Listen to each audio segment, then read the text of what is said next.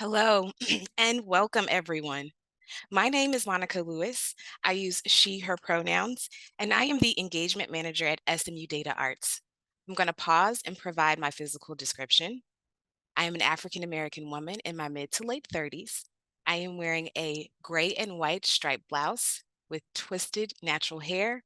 I have clear rimmed glasses and a headset. My background is just a white wall behind me. I am speaking to you today on the ancestral lands of the Kushata, Tonkawa, and Sana indigenous communities, also known as Greater Houston, Texas. On behalf of our team at SMU Data Arts and our esteemed colleagues and guests, we sincerely thank each of you for joining today's special webinar where we celebrate 2 decades of arts research. We'll spend time sharing insights, discussing legacy, and the exciting road ahead. Before we get started with our amazing guest, I do want to take a moment to share a bit of housekeeping as we do have folks joining from Zoom and LinkedIn live streaming. First, I'll share that no matter where you're watching today's session, we are recording today's presentation. Our team will provide a recording for all of our registrants and our follow-up communications. I've also noted that today is truly a conversation webinar, and we do hope that you stay engaged with us in our conversation. Please feel free to share your questions and your comments. For those of you who are viewing via LinkedIn live streaming, my colleague, Katie Ingersoll, who is managing the chat feature in that platform, will be there to support any of the questions that you have. So feel free to share your questions and comments through that chat feature there. We will share a number of links today during our conversation, but I do want to preface for our LinkedIn audience to not make a mess of your notifications. We will send you a follow-up document that will include all of the links that will be mentioned today during our time together. For those of you who are on our Zoom platform, you'll see your Zoom dashboard, and you'll also find the chat and Q&A features, where you're welcome to share any questions about today's content. That chat feature will also be available for you if you would like to share any responses. And again, we'll share some links in that chat feature for you as well.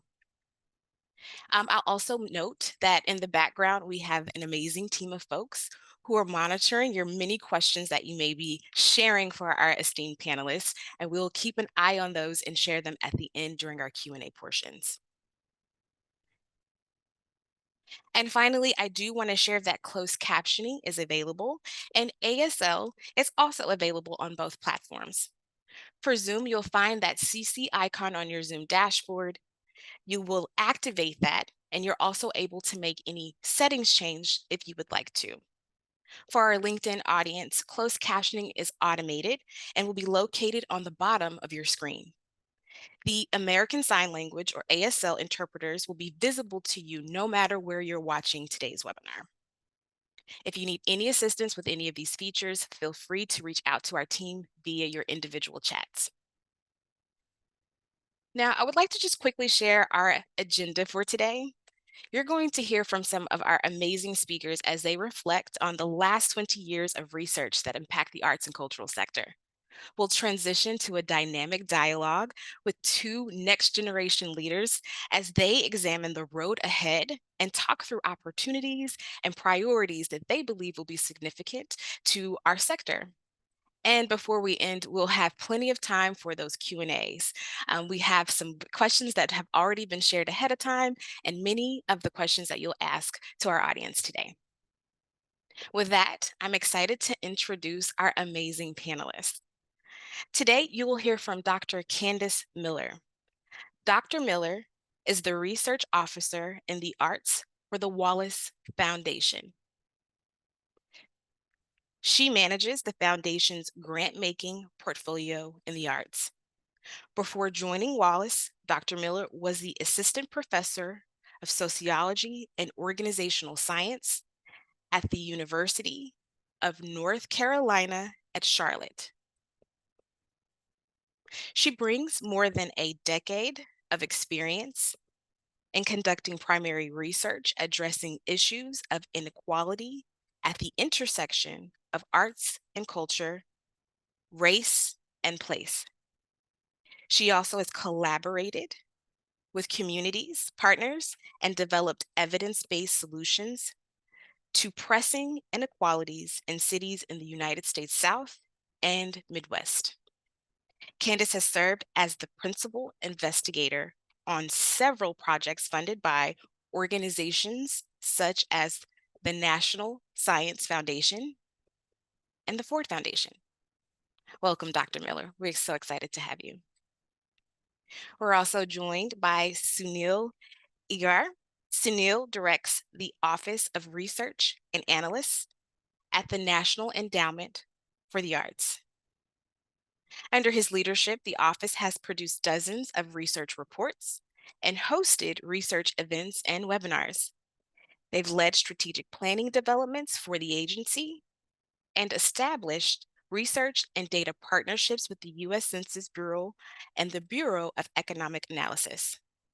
Sunil and his team have collaborated with organizations such as the Brookings Institution, the National Academy of Sciences, the Robert Wood Johnson Foundation, and the Association of American Medical Colleges, and the National Institute of Health. And to do that, they explored arts in relationship to topics such as health, well-being, economic development, and STEM medicine. Welcome, Sunil. I'm so excited to have you. I'm also excited to introduce Dr. Jennifer Benoit-Bryan. On September 1, Jen will assume the dictatorship at SMU DataArts. Dr. Benoit-Bryan joined SMU DataArts after serving as the president of Slover Linnett's audience research. As the leading voice in research, she prioritizes research strategies that pull in new voices, that are collaborative and co-create with communities, and that spark and support lasting change in the arts and cultural sector. During her time at Slover Linnett, Dr. Benoit-Bryan worked on wide-ranging multi-year projects, including Museums Moving Forward and the National Academy of Sciences, amongst many other organizations. As an expert in statistical social research, she consults internally and externally on research design and advances the use of new tools and advanced techniques for analysis. And I'm so thrilled and personally honored to introduce Dr. Zannie Voss, who is our departing director at SMU DataArts and the professor of arts management and arts entrepreneurship at the Meadows School of Arts at the Cox School of Business at Southern Methodist University. During her tenure, Zannie has served as chair of arts management and arts entrepreneurship for SMU for more than 10 years. And prior to joining the faculty, she was a professor at Duke University and a producing director of theater previews at Duke. She has served as a consultant to numerous grant makers and National Arts Service organizations. She has published an array of articles examining strategic factors that influence organizational performance in leading academic journals in marketing and management. I am so thrilled and personally humbled to bring these folks to this really dynamic conversation. I will note that as we shift, Dr. Miller and Dr. Benoit-Bryan will facilitate this dynamic conversation about the past 20 years of arts research via their journeys and legacies with both Sunil and Zannie. And with that, Candace and Jen, I'm excited to pass the speaking baton over to you. Fantastic. Thank you so much for that introduction, Monica. And I could not have imagined a better kind of reflective panel here to think together about current and past approaches to research in the sector. I have an initial question to kind of get us started with Sunil and Zannie. Curious to hear about what initially drew you to the field of arts research and how you began your careers in this area.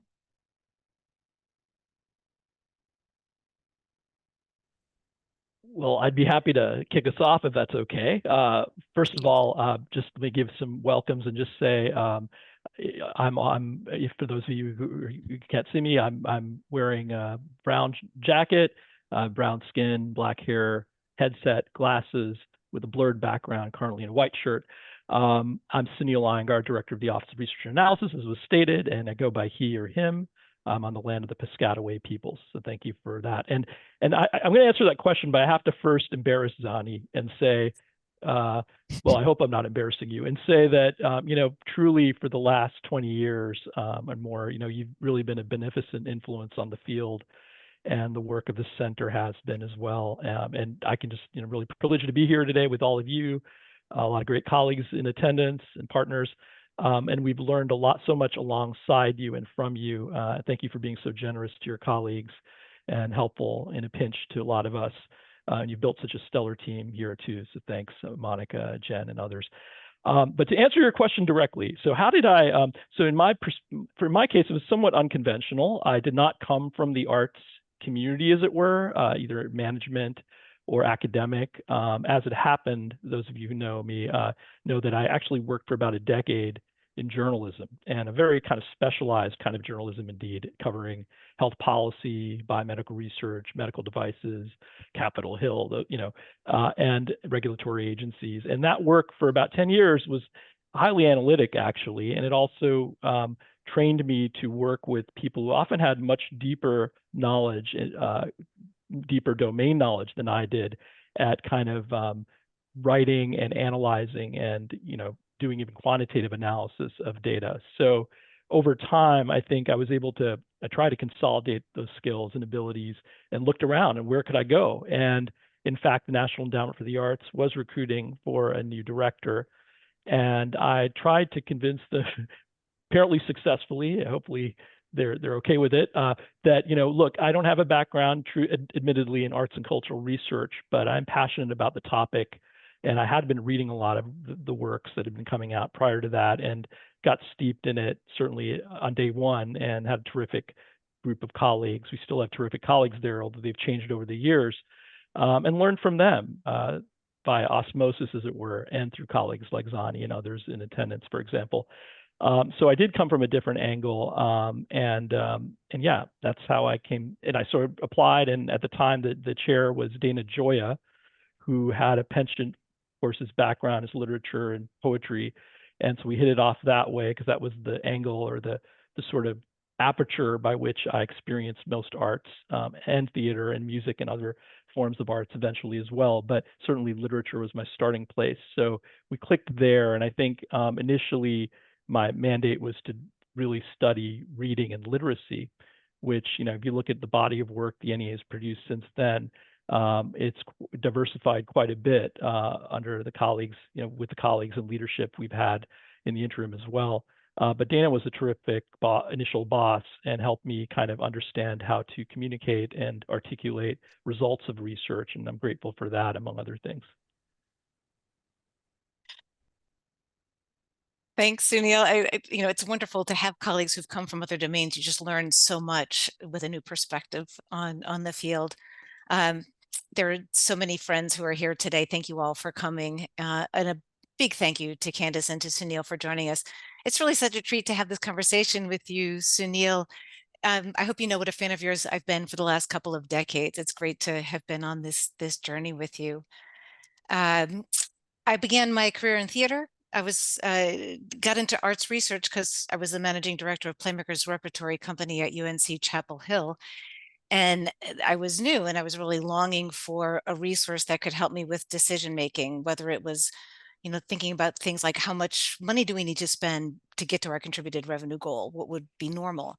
What should we expect if we base our season more on what artists want to do rather than what the community is telling us that they want to see? Or what are the consequences if there's internal disagreement over the organization's identity, like who we are, which is something that we were experiencing at the time? The position happened to come with a tenure track appointment, so I found myself figuring out, well, I guess that means I have to understand how to do research if I want to keep my job. Fortunately, Theater Communications Group was willing to let us survey managing directors, and link the managing director responses to their organizational's fiscal survey data. We started off, we mailed a dollar bill along with a in the mail survey. This is back in the 1990s. And told people, complete the survey, go buy yourself a cup of coffee, mail this back to us, and the rest is history, except for coffee doesn't cost $1 anymore.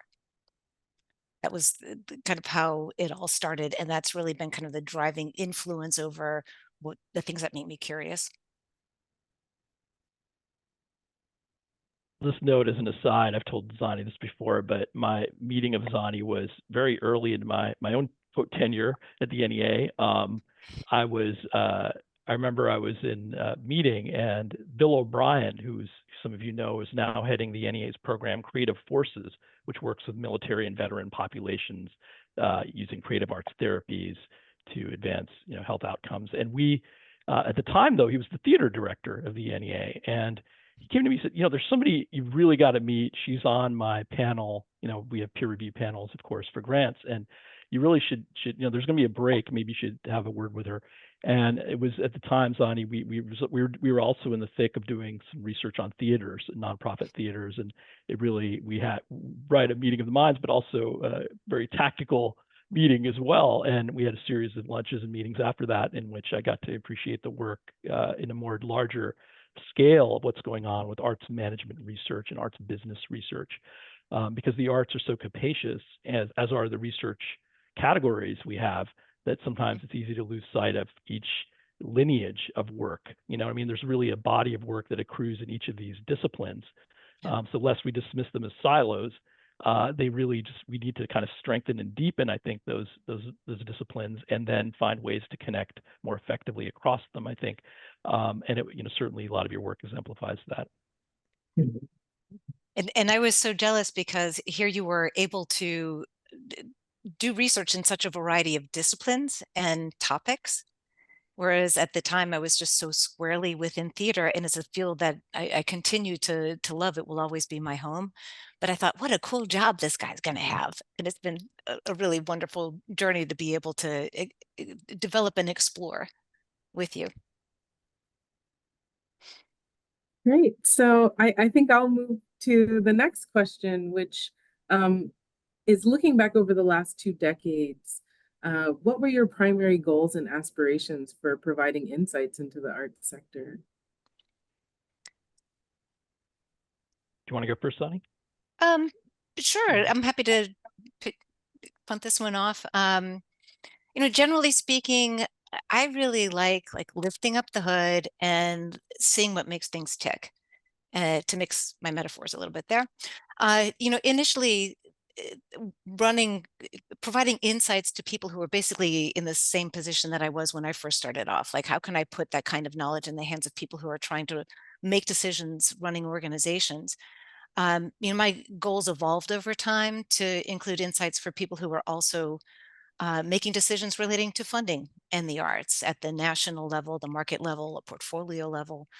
And also then understanding the constellation of elements in an arts ecology. So for the general public who contribute to and interact with the arts. So those kind of goals, I think of goals as like, who am I speaking to for a certain body of work, and what might be useful about it? My aspirations, I think, were oftentimes like myth busting, looking for what are findings that are counterintuitive, debunking rhetoric that tends to pigeonhole the arts in a certain way or pigeonhole certain kinds of organizations.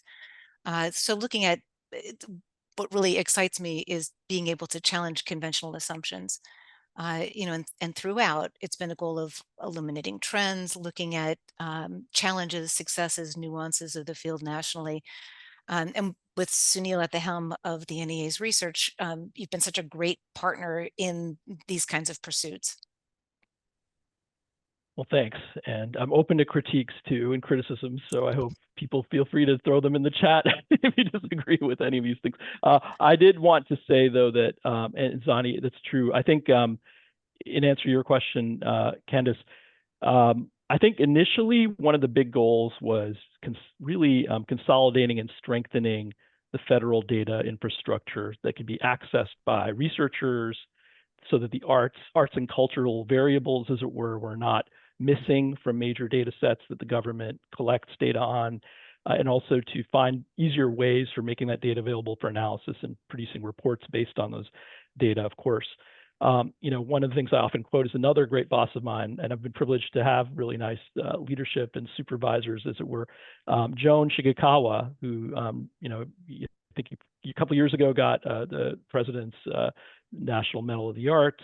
And part of the reasons she did, I think, was for her leadership there in trying to ensure. She came in and she said, I don't know if we'd all agree with this now, but at the time, her belief was the field of the arts in general was, she used the term paupers, P-A-U-P-R-S, like there are a lot of data paupers in the arts.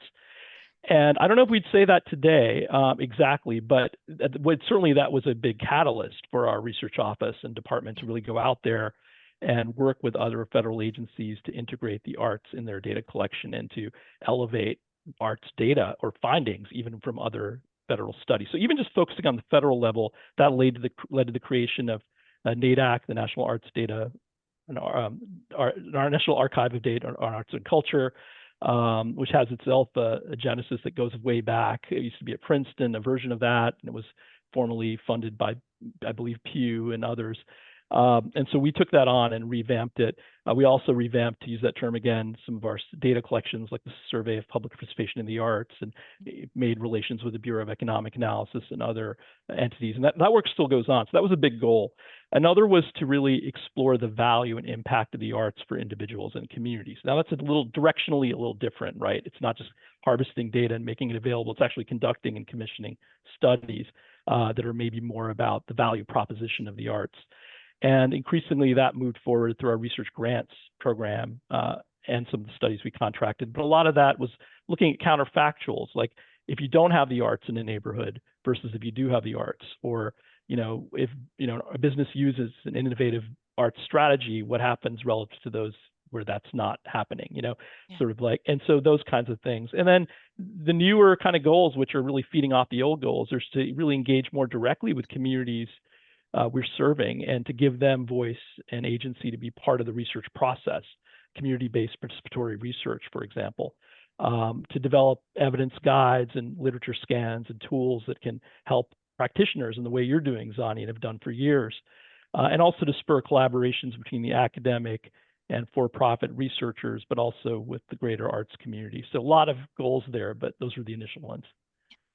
And Sunil, I just wanted to, you brought up the kind of deep research that many of the national service organizations, the traditional disciplines have conducted, which is super important. And when we first started out, that was really the only data that was, you talk about data paupers, it was the data that we had available on the field.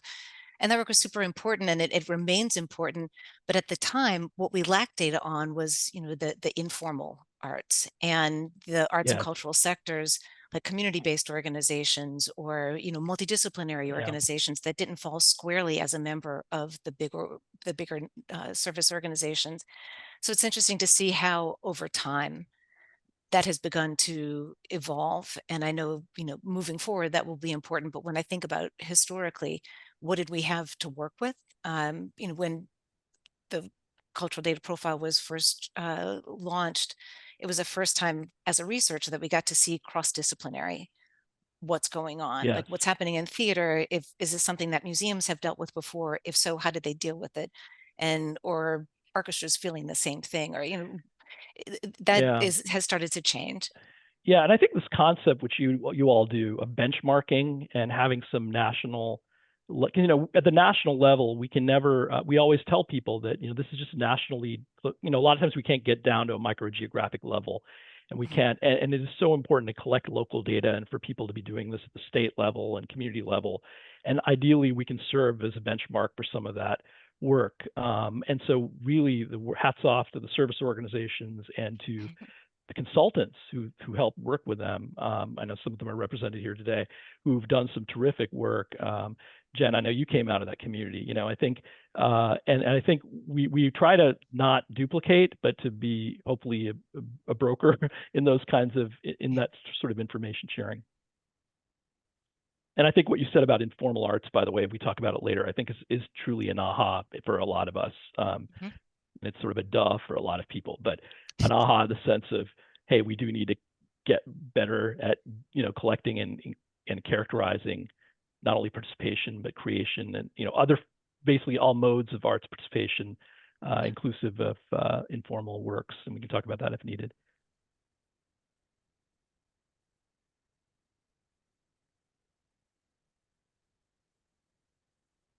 Curious, Sunil and Zannie, about whether or not there's a particular defining moment that you think about across this kind of trajectory of career that that shapes a before and after moment for you in terms of your thinking or in terms of the structures in place in the field. Yeah, I think from our perspective, and it may be somewhat limited because I'm speaking again my perch in federal, bureaucracy ultimately, but federal government. There is, there was the recognition that we need to understand the ecosystem, as it were. We didn't even use the term ecosystem before to talk about the arts, and to have a systemic view of the arts sector.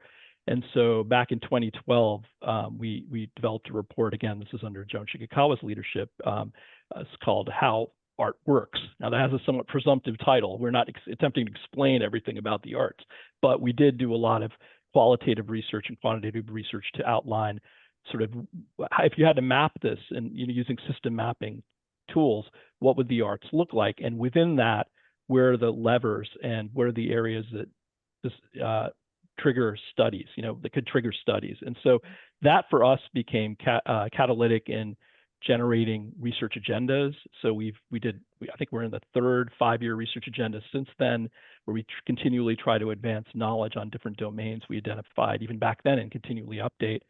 And that's through our grants program too, which I would say is another for us milestone, is not just saying we're going to issue contracts to do research studies or do it by our own staff, but to actually crowdsource great ideas through research grants and our research labs program, which are 2 award opportunities we offer. I guess I would just offer that finally, I think the recession period of and I know Zannie may have more to say about that, 2007 to 2009 was a big wake-up call, as it was for arts organizations, certainly for research, and even more so to some extent, I would say, certainly during COVID, and how it's challenged us. How agile and responsive can we be for urgent information about our sector? And it exposed a lot of not only disparities, as we all know, or we should know through, in terms of health, but actual access to information and what kinds of information we characterize and how do we report it. So we didn't have an easy fix to that, but it sort of re-upped the game for us in terms of coming up with guides and resources to cope with those crises. And so you brought up, the context as being important. For me, a defining point was when we started National Center for Arts Research in 2012. When I think about career, and it wasn't just me; it was also with Glenn Voss, who's my longtime research partner, among other things. And it was a chance to integrate data across different arts disciplines and to link it to community data. To data on audiences, colleagues from TRG here, to public funding, of looking at, like, it's a huge puzzle to put together, but understanding what are all the different factors from within a community that have an impact on what you would expect of an arts organization's performance. So here, after you were doing this amazing research and continue to do research on what's the impact of the arts on education, society, economically, socially, emotional well-being, all the different instrumental impacts, it left us space in forming NCAR to say, but if the organizations are unhealthy, how are they going to have all that impact? And so it's been a wonderful complement to think about how much the arts impact their communities, but also how much the communities impact the arts in return. And Yeah. when I think about really like pivotal moments in terms of research, those tend to happen, as you said, when there are pivotal moments of stress going on in society. So whether it's debunking myths, again, there was a time in 2014, we put out a report refuting the claim from a report by the U.S. House of Representatives Committee on the Budget that NEA-funded programs are generally enjoyed by people of higher income levels, making them a wealth transfer from poor to wealthier citizens. How do we turn to data to look at that when President Trump was trying to defund the NEA and the NEH? How do we use data to debunk that? And even when there was a kind of claim about the notion that funders should focus support on strong and effective organizations, and kind of painted traditional Eurocentric organizations as being more strong and effective than their BIPOC peers. Well, again, how do we turn to data to really make a point that when you're not taking into account the context and not turning to data to really understand what's the reality, that some of that more public rhetoric can wind up harming the arts. And to me, those were all catalytic moments as a person, as a researcher. I mean, certainly some of the more gratifying moments have been when statistics that people don't know about surface, whether it's the arts contributions to GDP. Now, that is an instrumental measure, but even just descriptive data about the numbers of artists, and even if we have imperfect numbers, showing that they're a genuine part of the economy, things that we take for granted maybe in this room, but when we put it out there, seeing that echoed in legislation about that then ended up, being able to support artists as part of the stimulus, or, back in during the recession, but even now in COVID, being able to provide emergency relief, and finding that some of those talking points originated with some of the data that, are publicly available. That's gratifying. And thank you again for that white paper. I think that was really helpful at the time.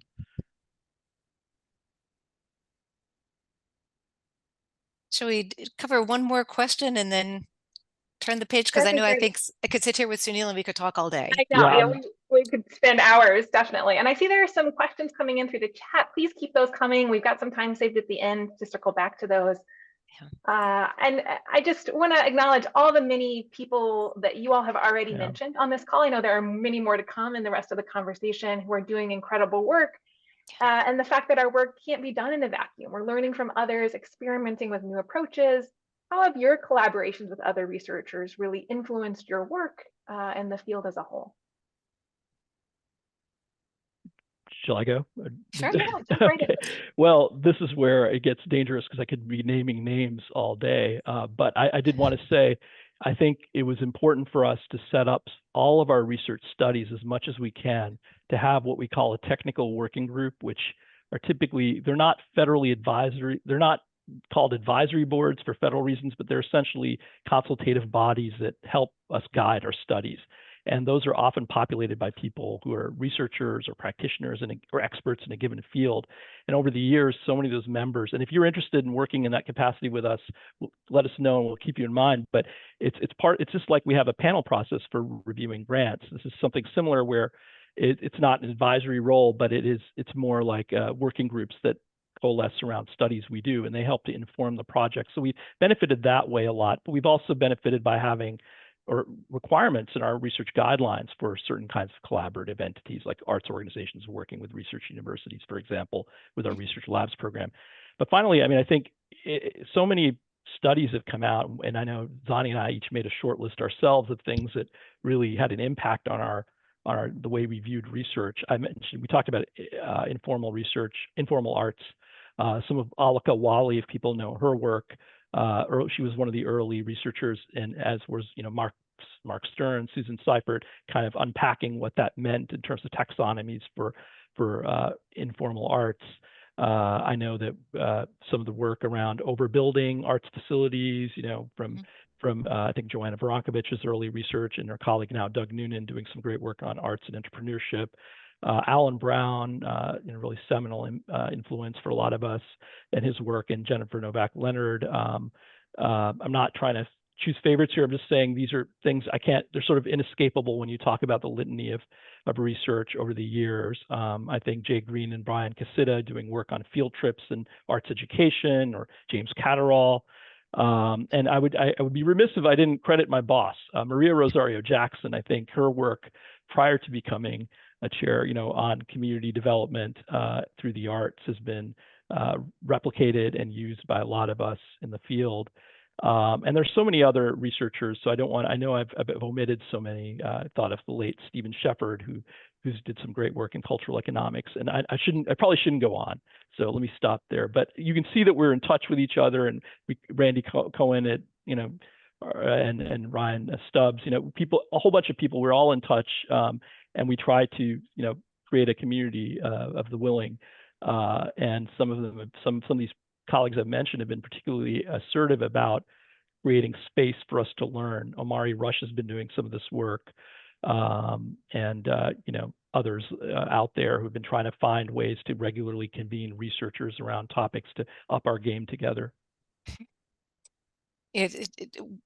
Sunil and I kind of cheated. We shared lists of like all the different articles that influenced us over time, and we had a lot of crossover. And we can follow up in email with the kind of our dream list of different influences. To your question about collaboration, Jen, you know, nobody has the market cornered on good ideas, particularly me. You know, anything I've ever done well in my career has been in partnership, whether it's co-productions of theater or co-authoring. Um, Starting a joint Master of Management, International Arts Management with 2 other universities, the merger between NCAR and DataArts, it's always about partnership. And now we've done dozens and dozens of collaborations with national service organizations, grant makers, with the NEA, with others who are on the call here today. And it's always really, really fun, I think, when a collaborator poses a question that you've never considered before, or it challenges you to answer a question that requires you to kind of stretch your own capabilities in terms of methodology muscles. This happens for us frequently in our collaborations with Bloomberg Associates and Bloomberg Philanthropies. I love sharing early research findings with Carmen Morgan and Michael Robertson at Art Equity, or attendance and ticket buying insights with Jill Robinson and her team at TRG.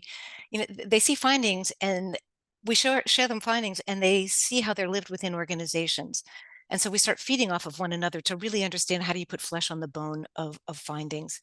And to Candace, at Wallace, one of my favorite projects in recent years has been the Alchemy of High Performing Arts Organizations, where we were not only partnering with Wallace, we had the great pleasure of talking with 41 amazing arts leaders about what's their secret sauce for high performance. So the kinds of collaborations that happen between researchers, absolutely, but the kinds of collaborations that happen with the field, and how the field enriches our ability to understand what it is that we're seeing in numbers. And to your point, Sunil, you know, just kind of like a final word on collaboration, and that is, you know, I think the next generation can do an even better job of regularly communicating about what they're working on.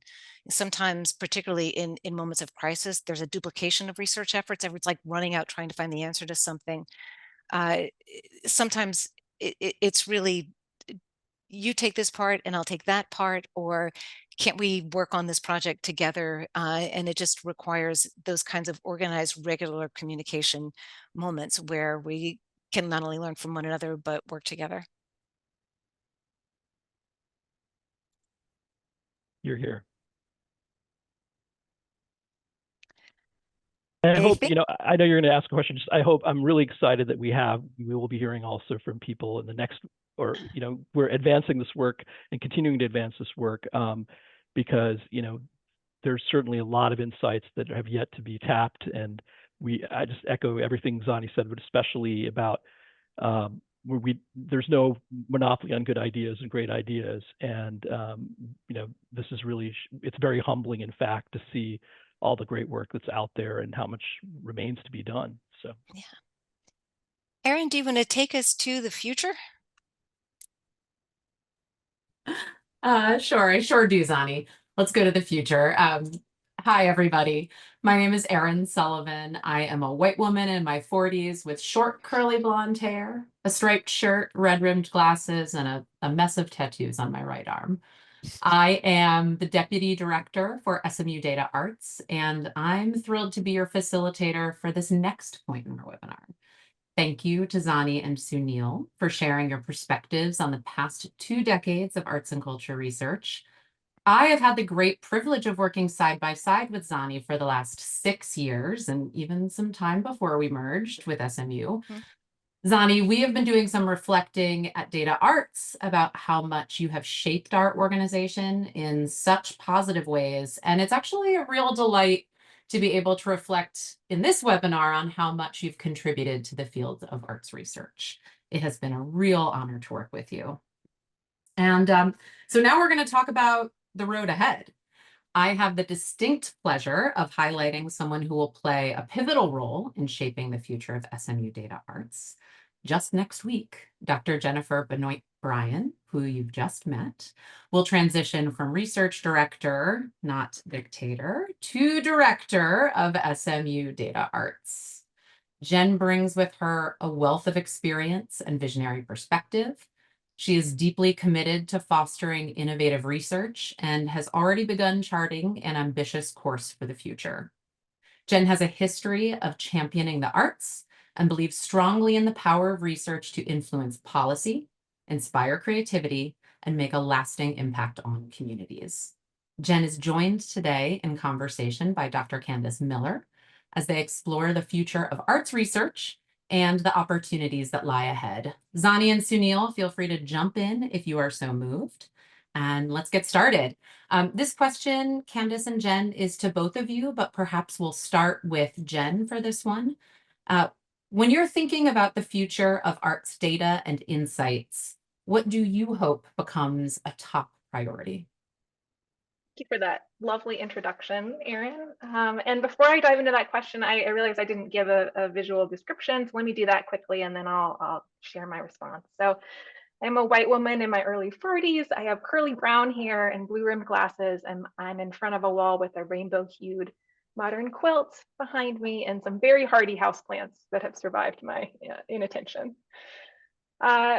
This is a really big question, and there's so much that could be prioritized. It was tough to narrow it down, but there are a few themes that I'd like to bring out and that I'm really keeping an eye on going forward. And the first is about intersectionality, about further centering of the arts as we think about how it sits in connection to and in context with lots of other parts of our culture. And that kind of exploration of intersectionality is something that the NEA does in all kinds of amazing ways through their research grants and labs. It's something we're increasingly doing. We're looking at arts and well-being in one big project in Washington, arts and journalism in Chicago. We're thinking about arts and democracy. And it's exciting to think about how that, in some ways, by pulling in other fields, also centers the arts in all of these other conversations, rather than kind of having it be a separate topic. So it's exciting to think at that level and to think bigger about what we're exploring. We're also in a lot of conversations that have pretty ground up demands for data, where employees of arts and culture organizations or movements are looking for change and are using data and research as tools for that change. And it's really exciting to hear from people who are not researchers, but have realized that part of the kind of need to advance their agenda or the change that they want to see is data. And so it's exciting to think with them and to partner with them. We're doing this work with Museums Moving Forward and have for a couple of years now. We're in talks with the Black Orchestral Network to support the work they're doing to measure hiring, tenure, and promotion processes through an equity lens. There's amazing scholars that are thinking about data transparency in service of systemic change, like colleagues at the Cultural and Arts Policy Institute. So again, this theme of collaboration and connection is so pivotal to the work that we do. And the final thing that I'll mention here is just that we continue to be really curious about new tools, processes, and communication methods. I'm hopeful that there will be kind of excitement about machine learning and AI through all phases of research, that we can turn our evaluation tools on ourselves as we learn, as we iterate, and as we work to expand the impact that we can really have in that sector. Thanks. I'll also give a visual sort of account of myself right now. So I'm a Black woman in my 30s. I am wearing my hair with a center part and a low ponytail. I'm wearing several different shades of gold, yellow, and green. Yeah, so I think that covers it. But I'll add to the many kind of wonderful things that Jen uplifted.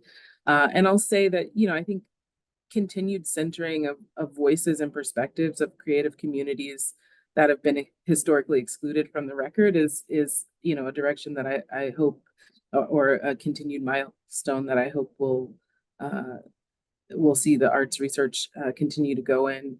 I think through this process of centering these voices and perspectives, we've already seen this real opening up around methodological approaches, which I've heard other folks reference. The methodological approaches that have been employed to increase our understanding of both the historical and contemporary cultural landscape here in the US. And I think much of this work is already offering really key insights about what might be the future of the various arts ecosystems here in the US. And I think what's really great about this opening up is that it's shored up so many innovations in the types of questions that are being addressed and the types of data and methods that are being utilized to answer these questions. And so I'm really excited about the continuation of this trend and all that that will bring. I'd also expand a little bit on the point that Jen raised around these sort of intersections, right, of arts and. I think there's a lot of interest, in lifting up the myriad of ways that artists and arts organizations and creatives continue to impact and shape knowledge around pressing issues, right? And I think there's so much of the arts research in both the humanities and social sciences can illuminate in the ways that the arts and other domains of the social world sort of map onto one another, right? There's been some really great insights, I think, in the past few decades around, for instance, how inequity in the arts sector helps us to understand broader patterns of inequity, right, in society. And so I'm excited to see more work that highlights how developments and insights coming out of the arts ecosystem can inform solutions to some of these other social domains. And so I think those are really interesting directions that I'm excited about in the arts research. Great, thank you so much. So we've talked about sort of what we hope for. I wonder what challenges do you see ahead of us, and how might we tackle those challenges most effectively? Candace, maybe I'll start off with you. Yeah, I think, and I think this has already been touched on a bit too, but I think really considering a diversity of organizational types and a diversity of the communities that they serve is really key to sort of getting at a wide array of impacts, thinking about what the arts do and for whom, right? I think that really sort of, is central to kind of overcoming this challenge, I think, of really fully understanding the impact of the arts that we're facing. I'll jump in to reinforce that. I agree, and I think about two kinds of challenges on a pretty daily basis. One has to do with the boundaries of the data that we have access to and that we do collect, the limitations that we always want to highlight about where our knowledge kind of ends with respect to what data we have. And I think that limitation is unequally distributed, right? We don't know as much about personal creative pursuits or what's happening within people's homes, about arts programs within organizations that might have a different primary mission or focus, about really small arts and culture nonprofits, or those that might be incorporated in some other way. And so it always feels like we get this slice of the pie, and we're so curious to sort of expand that slice and interested in what it can tell us. And as much as we've highlighted lots of amazing collaborations and partners, those collaborations take time, and there's still a lot of fragmentation or sort of silos of information, availability of data that is very constrained for specific projects. And so I think really actively about how do we link up across data sets and keep momentum behind those big collaborations. You have some more to share here? Oh yeah, I just wanted to, that both of those points are really great, and certainly what Candace said. I think that first one about the constraints to data, I think that's something we have to have. Again, that was one of the things revealed when there's emergency needs for data, is it's often that we can't get quite what we want. And it goes back to baking into the taxonomy of how we collect that information and involving the voices into those discussions and making them centered in many ways to these processes. You can talk about arts participation, for example, and communities and different types of ways of participating in the arts, and shedding a spotlight not only on what kind of quote informal arts that and we don't even call it that anymore, but different ways of participating. And but then it also means talking to communities and understand and redefining some of these labels and therefore expanding, I think, as you're saying, and relieving some of the constraints that we have. And it's really laborious sometimes to do that within the federal system, but you can do this through other ways as well. And you can certainly try to even keep fighting the fight within the system to correspond more accurately to lived experiences of the sector. Zannie, I see you with your hand up too. I love that you're raising your hands. Thanks, Danielle and Zannie. It's just the point that I think it's also a challenge sometimes to collect it over time. So the same data over time, how do you get that trend look, that longitudinal look? It is expensive, and it's difficult when there's a lot of irregularity. So yes, there's a lot of data that we wish we had, and there's a lot of data that I think we wish we had for a long enough period of time to tell what changed. Yeah. Yeah, those are great. Thank you. And we may have touched on this a little bit already, but Jen and then Candace, I'm sort of wondering, what are the big key themes or questions you believe are critical for the future of arts research? I'll let Candace take that one first. Oh, sounds good.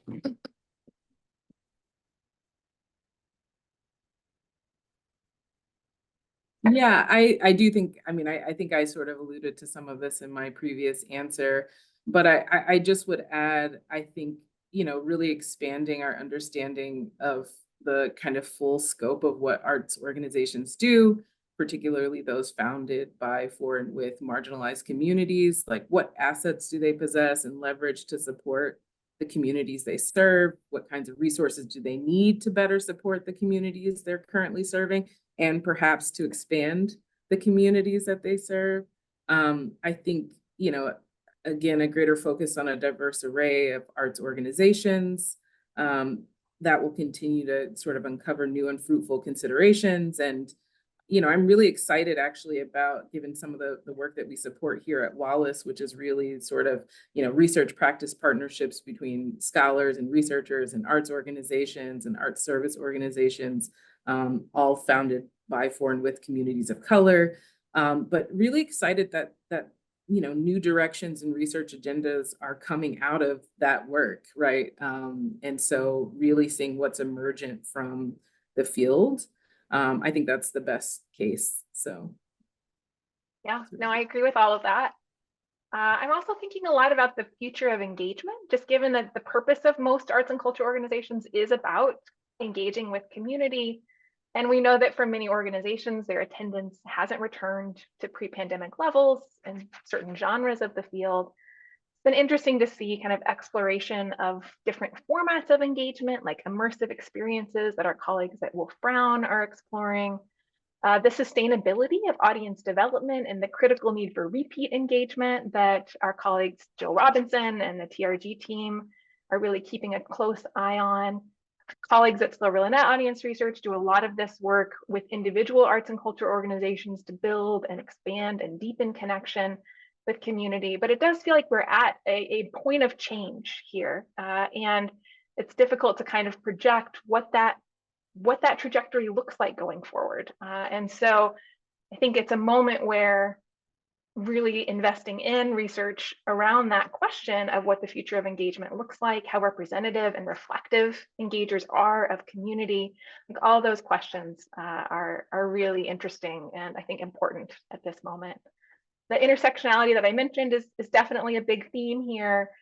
And then I also think a lot about systems level analysis. This is a personal passion of mine, is to be able to look across levels. So maybe at staff, at leadership, at board, at collections within art museums, and understand how kind of equity or inclusion at all of those levels might influence overall outcomes for an organization. So it's exciting when we can bring data sets together that are connected at the organization level. It's really exciting to have access to insights that go beyond what we typically can look at and that are more systemic. And that happens, for individual organizations within a community too. We look at sort of systems level impacts at a lot of different kind of lenses across the sector. But I think it's a really powerful perspective, and one that we don't often get to bring. Great, thank you. So given that, what do you see as the key priorities for your respective organizations in terms of research agenda in the next few years? Well, I'll just start. So, I think we're really sort of centering understanding well-being in arts organizations of color and communities of color with our current initiative, Advancing Well-Being in the Arts. And looking ahead, we're also going to be thinking about similar issues in the youth arts space.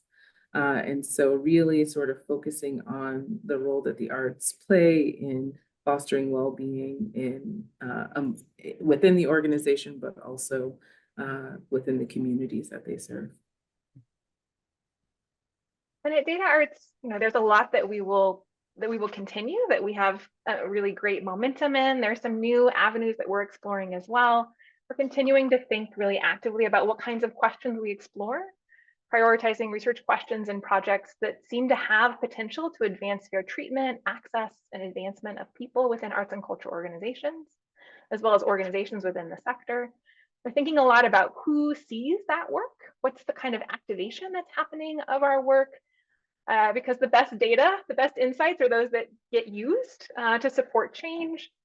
And we're thinking about the kinds of technology, the kinds of formats of communication tools that we have in order to get the right level of insight to stakeholders with a range of data use interests and needs. And then that contextualization that Zannie mentioned, tracking data over time so we understand what's changed, what new patterns are emerging that we might want to track and pay attention to. But also, what are the community kind of contexts or factors, or the organizational contexts or factors that might deepen our understanding of what we're seeing in that trend horizon. So that contextualization also feels really critical to advancing insights going forward, and is a place where DataArts has really invested over time in developing strong resources for the field. Great. Thank you. Oh, Zannie, I see. Come on, Zannie. Come on in. I hadn't raised my hand. It's Sunil who had raised his hand. I'll let him go first.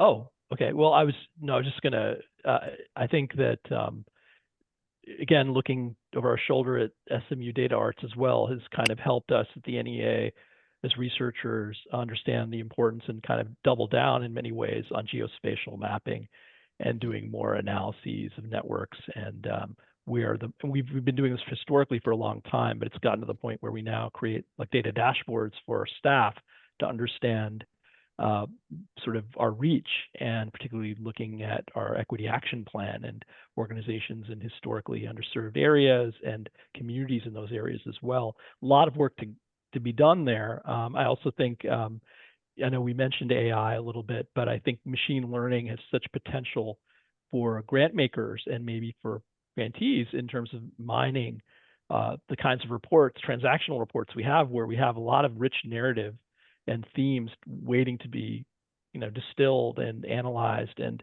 quantified even, that hitherto are kind of read maybe sleepily by program, officers, not ours, but, in general, because, it's hard to kind of keep up with the volume of those kinds of reports that, grantee reports. And we would only ask those questions on these reports if we wanted to use them originally for these data gathering purposes. So we owe it to our stakeholders and collectively to find smarter ways of extracting and analyzing data that come to us from potential customers and applicants and grantees. So we're trying to get better at the textual analysis piece as well, among the many other things that have been discussed today. The only thing that came to mind, I think these are all such exciting areas of future exploration. And I think also, so much of the work that Rebecca Thomas has done in looking at organization survival and capitalization. This is a time where I think there are a lot of organizations that are hurting mightily. There's a lot to understand about how do you get to sustainability in a changing and turbulent and hostile sometimes environment. And what does it all mean in terms of relationship to community, local community, like deeply local? We know the arts from research is radically local. What's that sense of relevance that can be built, and how do you turn that into something that's still going to be around 4 or 5 years from now, if not longer? There's just so much room at the table. The table's only so big. I know you can only explore so much, but it's really exciting to think about, the places that you'll take the research in the future.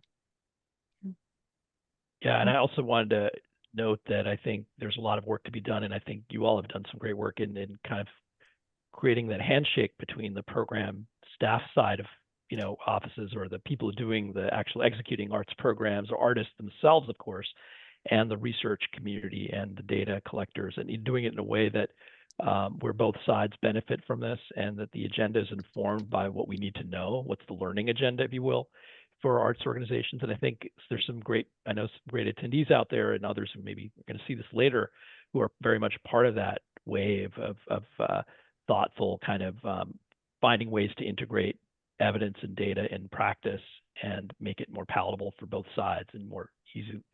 Doing that important translational work that I think we all have a part to play in. Great. Well, thank you so much. This has been an engaging and actually really optimistic conversation. Thank you, Candace and Jen, for your insights into the future of arts research. At this point, I think what we'd like to do is open the floor to questions. And I want to start by checking in with Sunil and Zannie. Do you have any questions for Candace and Jen?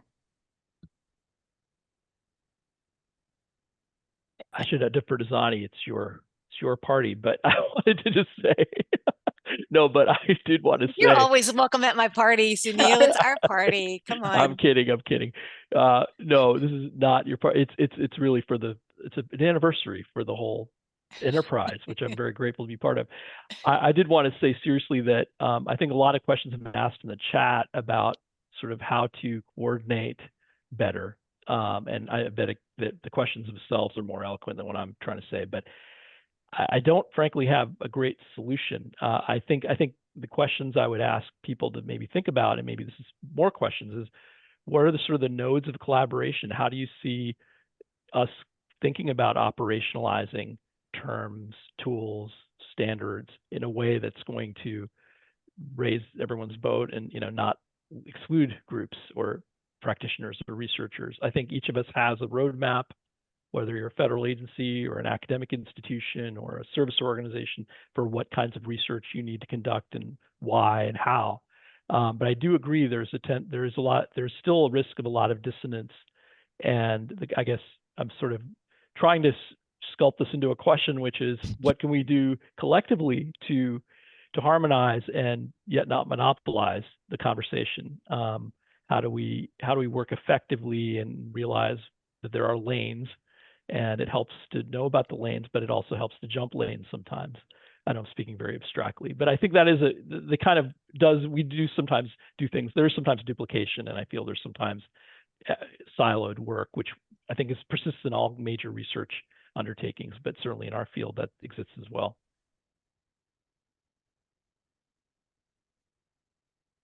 Great. Thanks, Sunil and Zannie. We also received a few questions in response to an invitation that we sent to some of our research colleagues. I'll share a few of those now, but feel free to send in your questions through the Q&A. I see a lot of provocative questions coming in through the chat, which is great. And if you're joining us on LinkedIn, you can go ahead and use the chat box there as well. So this question is really for all of you. We had a few questions come in about what it would mean to develop a comprehensive view of the vibrancy of the arts sector, sort of given the expansive definitions of art and the ever-responsive and evolving ways in which arts gets made. What would need to change for arts research to capture a really full view of our sector? More data. This is a point in time. Someone raised in the chat, how can organizations carve out more time to conduct and participate research when so many of us are currently at capacity? It's something we all know that it's an issue. And so how do we pull in information about the field some of which may just not exist yet. That has to be collected, it has to be made. Uh, it, it's a wonderful point. It's a wonderful question. All we can do, I think, is continue to pursue the collection of that information over time, and when it's there, to share it, to collaborate on it, so that there's not a duplicated burden on any individuals to have to repeat the same provision of data multiple times to different efforts. That's my 2 cents. That resonates for me, and I think that we do pull the metrics that are available at a relatively granular level, and could create this composite arts vibrancy metric that gets leveraged in a lot of ways. One of the things that we're experimenting with now is how we could potentially tie other data resources into that kind of metric. And so collaborating with those who are collecting other kinds of data on the field to sort of integrate that in, not necessarily to create the arts vibrancy scores for communities, but to contextualize them, to understand, our major infrastructure investments, do those sway arts vibrancy in the coming years, and how equally distributed are they? Just to mention a potential project with Adrian Ellis and Associates. So I think this is, yes, about identifying what are the key holes in the data that exists, and thinking about, writing grants to collect that data in some cases in order to enrich the kind of overall ecosystem of resources that are available for us all to derive insights from going forward. Yeah, I think there can be a lot more of that kind of data sharing. And I think we, again, sometimes we run into this a little bit in the federal government, but I'm sure all organizations, what are those data sharing agreements, how to make them easy to use? And, maybe we should come up with templates for doing that so that more organizations can share data and effectively, and not, and still maintain the propriety of their work, and protect confidentiality and that sort of thing. A lot more needs to be done, because we certainly look in, I'm very mildly envious of, well, in a good way, of a lot of the service organizations and other groups that have, funders who have such great information that they use internally. And we too are trying to open our data more. So you'll be seeing in the coming months and year, we're trying to make much more transparent a lot of our data processes, even transactional stuff with our grants program, to the extent possible for researchers and others. So, yeah. Great. Thank you. So we have a second question about the significance of arts research in continuing to explore and elevate equity, inclusion, psychological well-being for arts workers and organizations. And I'm wondering if you all can touch on the role of research in continuing that exploration and elevation. Do you mind, Aaron, repeating the last part? What equity, and you were that last phrase I didn't hear. Sorry. Equity, inclusion, psychological well-being for arts workers and organizations. Jen, do you want to take a lead on that one? Yeah, I think we're coming at this through a number of different tacks at this moment, and would love to expand on that even further. There is a grant that we're doing that's an NEA award, actually, in partnership with the LA County, and looking at sort of an organizational workforce study that they've done on a regular basis, but really complicating that with questions of inclusion and thinking about kind of intersectionality of organizational inclusion with diversity metrics, access to power for those within these organizations. And we'll be sharing that report out in the fall. So it's exciting to be in the midst of pulling up insights at that level. I think this also is very connected to the work that we're doing with the DREAM initiative, which is newly formed data on research in equity in art museums. There's a collaboration with SMU DataArts, Museums Moving Forward, the Black Trustee Alliance, the Burns-Halpern report, who are all kind of chipping away at different parts of the sort of equity question within art museums, with employee well-being, inclusion, and equity being a core element of that, I think, for all of those initiatives. And thinking very actively about how we partner, how we share resources, how we coordinate to reduce burden on participating institutions. But I think those kinds of initiatives are fantastic. They're time consuming, so they do have some costs involved, but we think the benefits are just monumental when we can make that happen. Great. Any other thoughts from the group on that, or I'll bring us home? Well, I do think if those of you who followed the NEA in the last few years, we've heightened our emphasis on understanding health and the arts impacts on health and well-being for individuals and communities through invoking a lot of different disciplines we hadn't really been working with very closely, medical research and particularly neuroscience and creative arts therapies and things like that.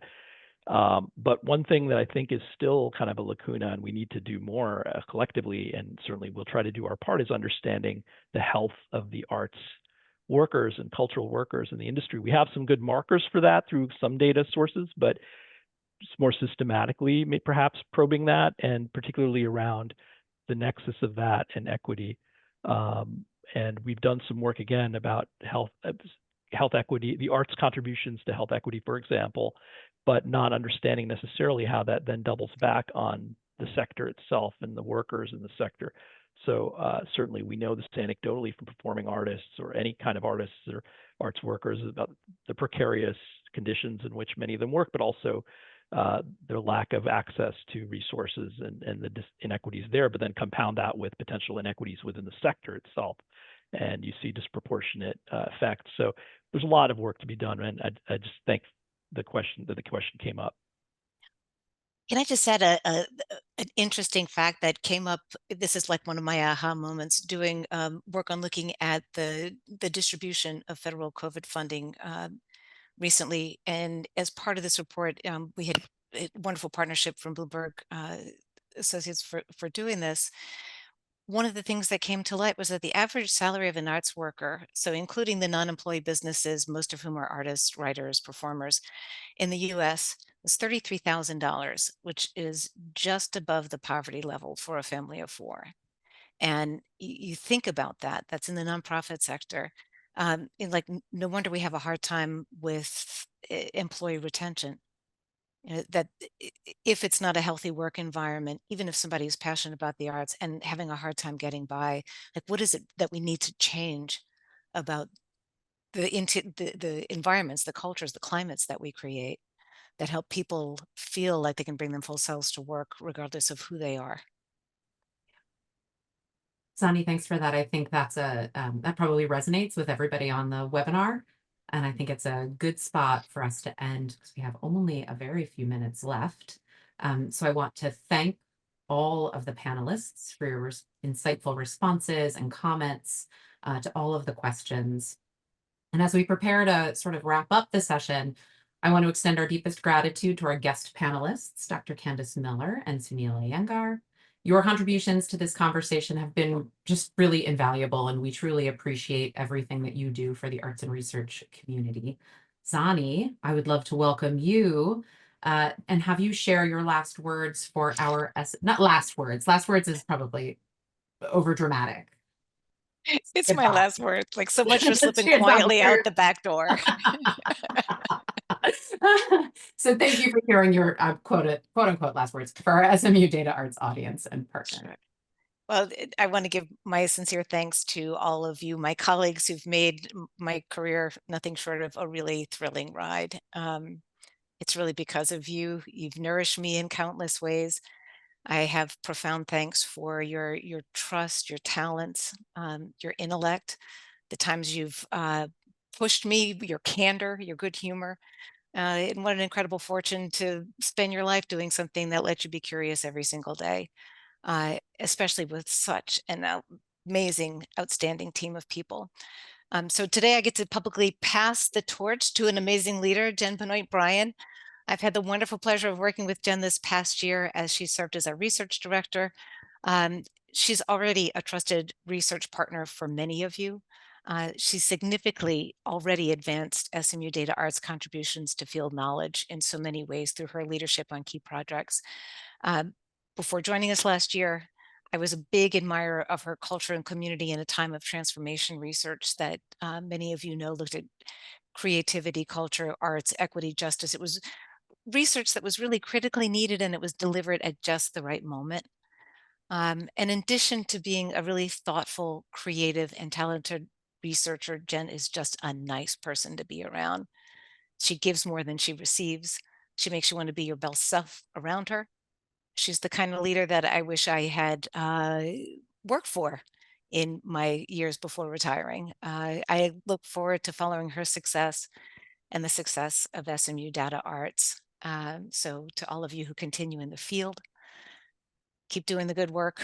The arts world needs you more than ever. And with that, Jen, I pass the torch to you. Thank you so much, Zannie. You're making me tear up a little bit, so I'll just take a moment.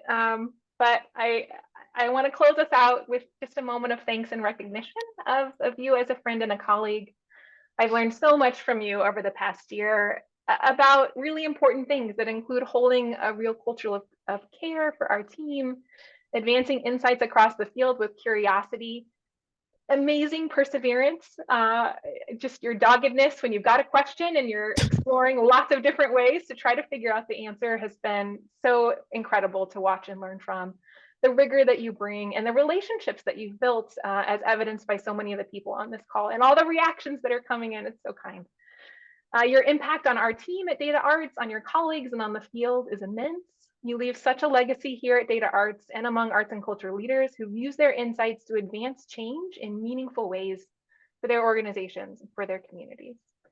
The path you set will continue to inspire, shape, and resonate in our work for years to come, which is, I think, truly unique and exciting to sort of celebrate and acknowledge. So cheers to you, Zannie.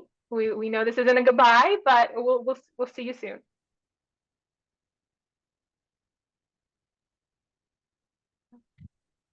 And with that, we will officially close our webinar. Thank you to each of you for joining via Zoom and LinkedIn, and to each of our amazing panelists for your insights. We are so humbled to have had this conversation with each of you and to be able to work with you in so many different capacities. Just a friendly reminder, we are recording today's webinar. We will share that and all of the links that we were trying to share as quickly as possible as a reading list in our follow-up communications. We hope you stay engaged with us at SMU DataArts.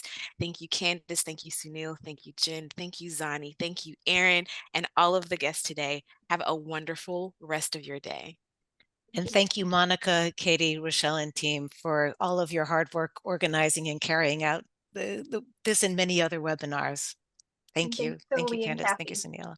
Our interpreters. Yes. Thank you, Lee and Kathy. Well, bye all. See you all.